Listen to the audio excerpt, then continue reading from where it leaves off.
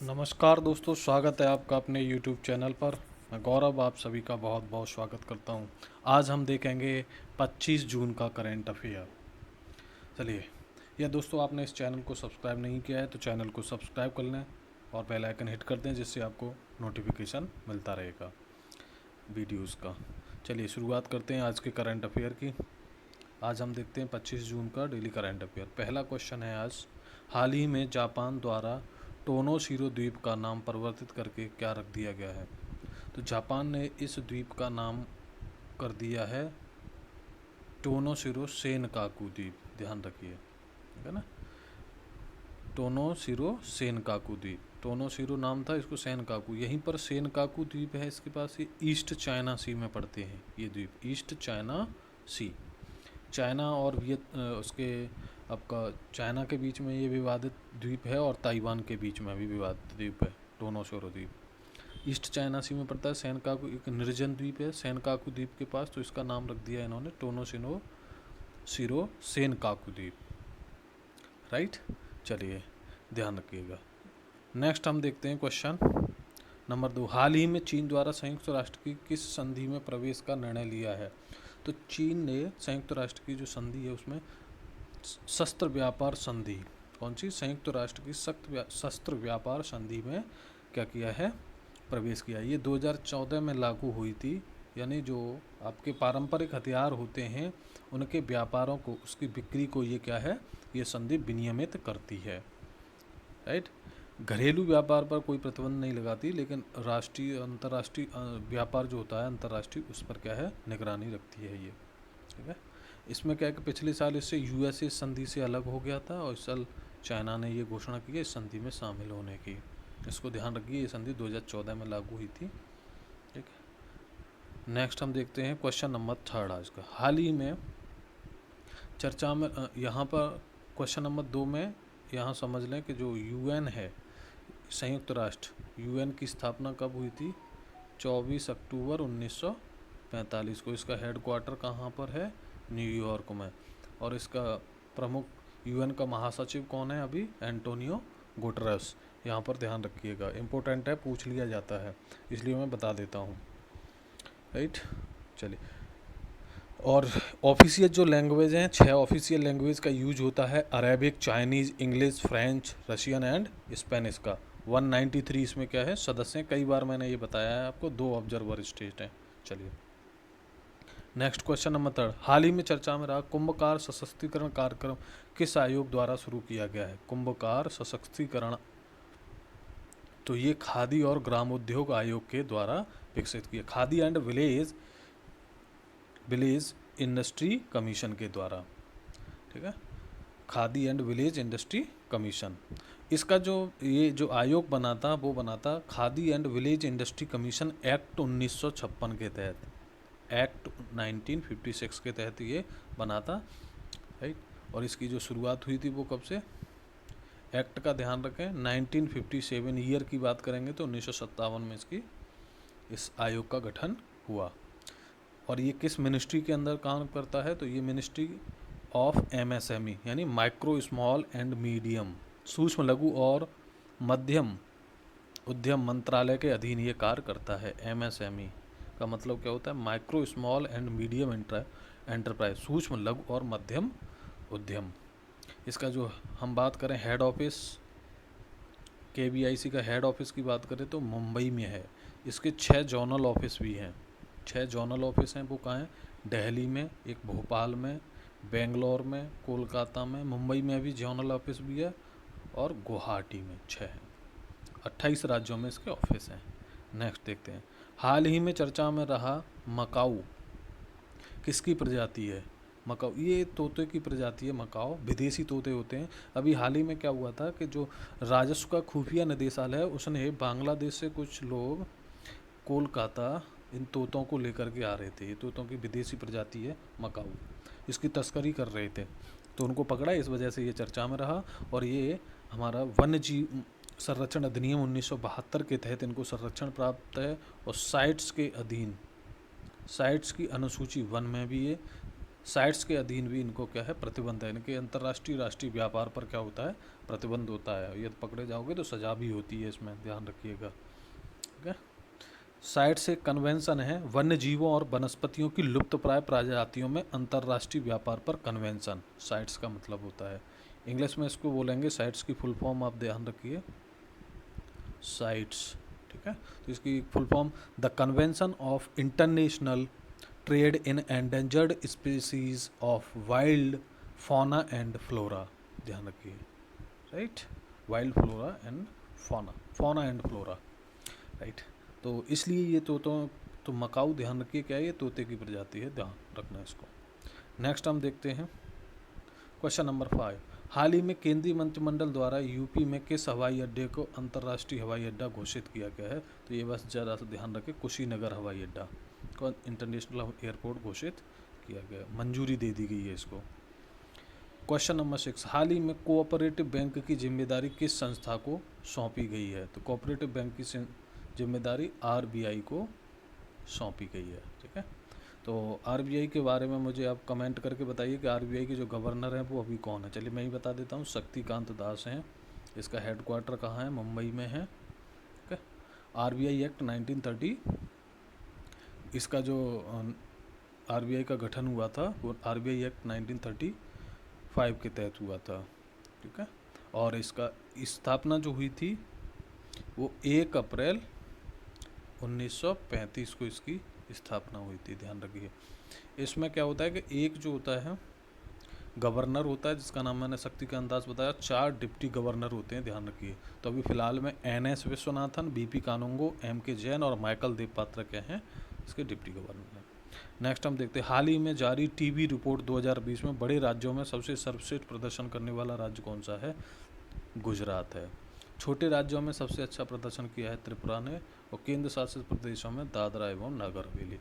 अभी हमारे 2020 की टीबी रिपोर्ट, वार्षिक रिपोर्ट जारी की गई है, इस बात को दिया ministry of health and welfare के द्वारा। ठीक है। मानव स्वास्थ्य एवं विकास कल्याण मंत्रालय के द्वारा, मानव स्वास्थ्य एवं मानव कल्याण मंत्रालय, ministry of health and human welfare के द्वारा, ध्यान रखें। तो गुजरात ने सर्वश्रेष्ठ प्रदर्शन। अच्छा ध्यान रखें कि हमारा जो लक्ष्य है 2025 तक हमको क्या है, टीबी का उन्मूलन करना है, इसको ध्यान रखें। टीबी फ्री इंडिया कब तक बनाना है? 2025 तक। वैश्विक जो रिपोर्ट जारी करती है वो कौन? WHO जारी करता है। और वैश्विक जो ग्लोबल हम बात करें टारगेट है वो 2030 तक है, टीबी का उन्मूलन। हमने इससे 5 साल पहले डिसाइड किया है 2025 तक। ठीक है। जिसके लिए हमने क्या है, नेशनल ट्यूबरक्लोसिस एलिमिनेशन प्लान तैयार किया था, चलाया है 2017 से लेकर 2025 तक इसकी अवधि है, ध्यान रखें। ठीक है। तो ये जो रिपोर्ट पेश की गई थी वो डॉक्टर हर्षवर्धन के द्वारा पेश की गई थी, जिनके पास स्वास्थ्य कल्याण मंत्रालय है और विज्ञान प्रौद्योगिकी एवं पृथ्वी विज्ञान मंत्रालय है, इसको ध्यान रखिए। अच्छा यही इंपॉर्टेंट कि वर्ल्ड टीबी डे कब मनाया जाता है, इसको भी ध्यान रखें। वर्ल्ड टीबी डे हर साल 24 मार्च को वर्ल्ड टीबी डे मनाया जाता है। ठीक है। इस चीज़ को याद रखिएगा। और ये जो रिपोर्ट है हमारी भारत की रिपोर्ट, वो 1997 से जारी की जा रही है, हर वार्षिक रिपोर्ट जारी की जाती है, इसको भी दिया। और जो हमने कैंपेन चलाया है टीबी के लिए, ये 25 सितंबर 2019 को लॉन्च किया था। क्या कैंपेन? टीबी हारेगा देश जीतेगा, टीबी हारेगा देश जीतेगा। चलिए इतना बहुत है इसमें। नेक्स्ट हम देख लेते हैं क्वेश्चन 8। एनसीईआरटी के द्वारा वर्ष 2020-21 के लिए रोड मैप प्रस्तुत करने से चर्चा में रहे कक्षा 1 से 12 तक के लिए किस टीवी चैनल की शुरुआत की जाएगी? तो ये स्वयं प्रभा टीवी चैनल की शुरुआत की जाएगी, राइट। अब यहाँ पर क्या है कि जो एनसीईआरटी है इसकी आपको फुल फॉर्म पता होनी चाहिए कि एनसीईआरटी की फुल फॉर्म क्या है, राइट। तो एनसीईआरटी की जो फुल फॉर्म होती है वो आपको अच्छे से, नेशनल काउंसिल, ध्यान रखिए, national council of education research and training. इस एनसीईआरटी की जो स्थापना हुई थी वो 1961 में हुई थी। ठीक है। इसके जो अध्यक्ष हैं वो कौन है? रमेश पोखरियाल निशंक, रमेश पोखरियाल निशंक। ठीक है। ये हैं इसके अध्यक्ष। और इसके हम डायरेक्टर की बात करें तो मुझे इसको कमेंट में आप इसके डायरेक्टर का नाम बताइए, एनसीईआरटी के डायरेक्टर कौन है, ये मैं आपके लिए छोड़ देता हूँ। ठीक है, चलिए। ये ह्यूमन रिसोर्स डेवलपमेंट मिनिस्ट्री के अंतर्गत काम करती है एनसीईआरटी। ठीक है, मानव संसाधन विकास मंत्रालय। नेक्स्ट हम देखते हैं क्वेश्चन नंबर 9। उच्चतर शैक्षिक शिक्षण संस्थानों में उद्यमिता और नवाचार की संस्कृति को बढ़ावा देने के लिए किस प्लेटफॉर्म की शुरुआत? तो युक्ति 2.0 की शुरुआत की गई है। ठीक है, ये भी किसके द्वारा? ये भी शुरुआत की रमेश पोखरियाल निशंक के द्वारा। किसके द्वारा? रमेश पोखरियाल निशंक के द्वारा। ठीक है, क्योंकि इनके पास ह्यूमन रिसोर्स डेवलपमेंट मिनिस्ट्री है, मानव संसाधन विकास मंत्रालय है, तो युक्ति का। तो ध्यान रखिए, इससे पहले युक्ति की शुरुआत की गई थी, वो किस मंथ में की गई थी? इसी अप्रैल वाले मंथ में, 11 अप्रैल 2020 को शुरुआत की गई थी युक्ति वेब पोर्टल की। ठीक है, तो उसी का विस्तृत रूप है अब ये। ठीक है, तो युक्ति का मतलब होता है young India combating Covid with knowledge technology and innovation. तो इसके तहत नॉलेज टेक्नोलॉजी और इनोवेशन को क्या दिया जाएगा? बढ़ावा दिया जाएगा। ध्यान रखिए। चलिए नेक्स्ट हम देखते हैं क्वेश्चन नंबर 10। हाल ही में सरकार ने किस ऑनलाइन व्यापारिक पोर्टल पर विक्रेताओं को उत्पत्ति देश के बारे में जानकारी देना अनिवार्य कर दिया गया? यानी किसी भी देश का मार्केट का वो प्रोडक्ट बेच रहे हैं तो उसके बारे में बताना होगा कि ये किस देश की इसकी मैन्युफैक्चरिंग हुई है। ठीक है, तो गवर्नमेंट ई मार्केट प्लेस। ध्यान रखिए, इसका आंसर क्या होगा? Government e market place. जितनी भी कंपनियां हैं जो ऑनलाइन डिलीवरी वगैरह करती हैं, तो गवर्नमेंट ई मार्केट प्लेस इसको क्या है? रेगुलेट करता है। नेक्स्ट देखेंगे क्वेश्चन नंबर 11।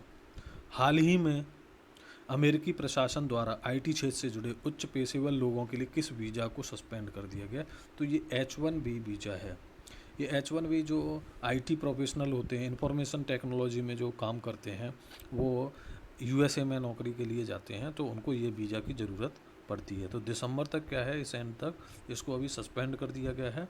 तो इसके तहत क्या होगा? लगभग 5.25 लाख जो जॉब्स खाली हो जाएंगी, जो कि यूएसए के लोगों को ही दी जाएंगी, ऐसा इनका मानना है। ठीक है, जैसे अभी गूगल के जो सीईओ हैं सुंदर पिचाई, वो भी इसी वीज़ा के थ्रू वहाँ गए थे और वहाँ के नागरिक बन गए। ठीक है, ऐसे ही सत्या नडेला हैं, वो भी इसी वीज़ा के थ्रू गए थे। इसको ध्यान रखिए, अपने इंडिया में यह वीज़ा ज़्यादा चलता है। हाल ही में इंटरनेशनल ओलंपिक डे कब मनाया गया? ये 23 जून को मनाया गया इंटरनेशनल ओलंपिक डे। राइट, अच्छा 23 जून को। और ध्यान रखिए, और कौन कौन सा डे मनाया जाता है? इम्पोर्टेंट है, संयुक्त राष्ट्र लोक सेवा दिवस। संयुक्त राष्ट्र लोक सेवा दिवस। दूसरा अंतर्राष्ट्रीय विधवा दिवस 23 को ही, अंतर्राष्ट्रीय विधवा दिवस। ध्यान रखिए, तो इंटरनेशनल ओलंपिक डे 23 जून, संयुक्त राष्ट्र लोक सेवा दिवस भी 23 जून को, अंतर्राष्ट्रीय विधवा दिवस भी 23 जून को। Question number 30। Legend of Suhel Dev the king who saved India, ये बुक का नाम है, पुस्तक का नाम है। ये किसने लिखी है? पूछी जा सकती है, अमीश त्रिपाठी। ध्यान रखें। नेक्स्ट है क्वेश्चन नंबर 14। कोविड-19 के मरीजों के लिए विकसित की गई कोरोनिल दवा और इसके विज्ञापन पर किस मंत्रालय द्वारा प्रतिबंध लगा दिया गया? तो आयुष मिनिस्ट्री ने। ठीक है, पतंजलि के द्वारा ये दवा विकसित की गई थी।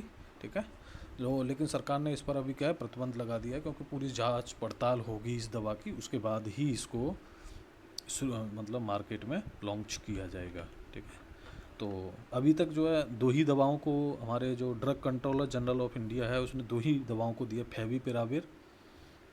फेविपिराविर और रेमडेसिविर। ठीक है, इनको ही मंजूरी दी है। ध्यान रखें। नेक्स्ट हम अच्छा यहाँ पर एक चीज़ जान लें, जो आयुष मंत्रालय है ये पहले नहीं था, इसका जो गठन हुआ था वो कब हुआ था? 2014 में इसका गठन हुआ था। श्रीपाद यशो नायक, ठीक है, इसके मंत्री हैं। वो मिनिस्टर ऑफ स्टेट हैं, इंडिपेंडेंट प्रभाव। मिनिस्टर 3 प्रकार के होते हैं, कैबिनेट मंत्री होता है, स्टेट मिनिस्टर होता है और उप मंत्री होता है। ठीक है, कैबिनेट मंत्री, राज्य मंत्री और उप मंत्री। तो जो राज्य मंत्री हैं वो कौन है? श्रीपाद यशो नायक, उनको स्वतंत्र प्रभार है इस आयुष मंत्रालय का। ठीक है, इस आयुष मंत्रालय की जो फुल फॉर्म होती है वो क्या होता है? The ministry of Ayurveda, yoga, Ayush जो होता है ना, आयुष, इसमें मतलब आयुर्वेदा, योगा, ठीक है, नेचुरोपैथी, योगा एंड नेचुरोपैथी, यूनानी, ठीक है, सिद्ध और हेम्योपैथी, ठीक है। इसीलिए तो इसका नाम क्या हुआ, the ministry of Ayurveda, yoga and naturopathy, यूनानी, सिद्ध एंड होम्योपैथी, इसको ध्यान रखें। लास्ट क्वेश्चन है आज का, क्वेश्चन नंबर, हाल ही में किस बैंक द्वारा स्वास्थ्य कार्ड लॉन्च करने की घोषणा की गई, तो यस बैंक के द्वारा। चलिए, तो आज का हमने 15 क्वेश्चन देख लिए हैं कंप्लीट, सारे क्वेश्चंस, ठीक है। यदि आपको आज के वीडियोस अच्छा लगा है तो वीडियो को लाइक करें, कमेंट करके अपने सुझाव भी दे सकते हैं तथा ज़्यादा से ज़्यादा लोगों के बीच में इस वीडियो को शेयर करें और चैनल को ज़रूर सब्सक्राइब कर लें, जिससे आप और बेल आइकन को दबा दें जिससे नोटिफिकेशन मिलता रहे। वीडियो देखने के लिए बहुत बहुत धन्यवाद।